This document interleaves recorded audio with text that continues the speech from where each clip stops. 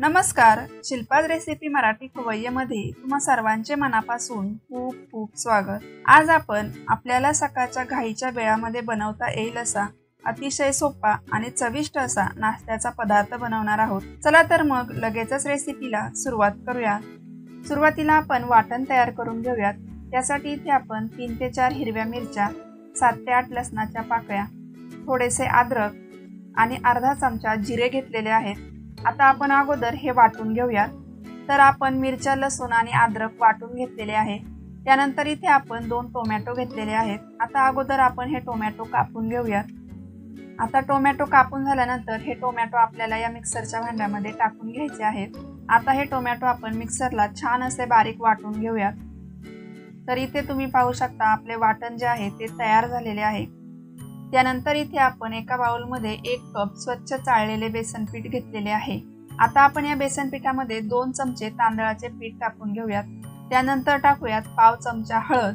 त्यानंतर इथे आपण अर्धा चमचा ओवा हातावर चोळून घेतलेला आहे, तोही टाकून घेऊयात। त्यानंतर टाकूयात अर्धा चमचा लाल तिखट, चवीनुसार मीठ।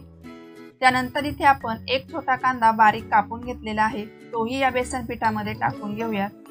आता आपण जे वाटण तयार करून ठेवलेले आहे ते सुद्धा या बेसन पिठामध्ये टाकून घेऊयात।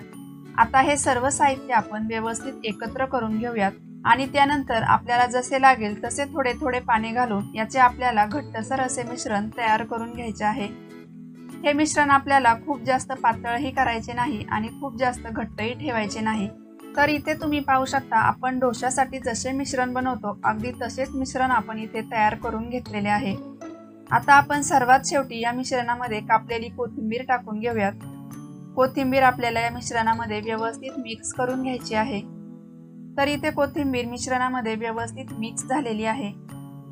आपण गॅसवर तवा गरम करायला ठेवलेला आहे।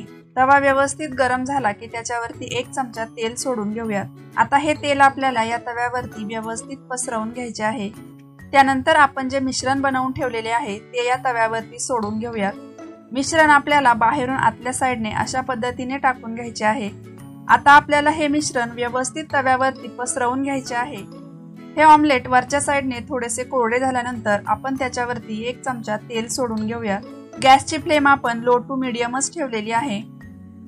तर तुम्ही पाहू शकता ऑमलेट खालच्या साइडने छान खरपूस असे भाजलेले आहे। आता आपण या वरच्या साइडने सुद्धा हे छान खरपूस असे भाजून घेऊयात। तर इथे तुम्ही पाहू शकता अतिशय छान आणि चविष्ट असे आपले टोमॅटो ऑमलेट तयार झालेले आहे। हे टोमॅटो ऑमलेट आपण सकाळच्या घाई गडबडीच्या वेळामध्ये सुद्धा अगदी झटपट आणि सहज बनवू शकतो। तर तुम्ही इथे पाहू शकता अतिशय छान, चविष्ट आणि कमीत कमी वेळामध्ये बनणारा असा आपला नाश्त्याचा पदार्थ म्हणजे टोमॅटो ऑमलेट तयार झालेले आहे। हे टोमॅटो ऑमलेट तुम्ही चपाती बरोबर किंवा सॉस बरोबर सुद्धा खाऊ शकता। हे चवीला खूप छान लागते। तुम्ही नक्की बनवून पहा। रेसिपी आवडल्यास रेसिपीला लाईक करा, शेअर करा। तसेच तुम्ही जर अजून आपल्या चॅनलला सबस्क्राईब केले नसेल तर कृपया आपल्या चॅनलला सबस्क्राईब करा आणि आपल्या नवीन रेसिपीच्या नोटिफिकेशनसाठी शेजारील बेल आयकॉनवर सुद्धा क्लिक करायला विसरू नका।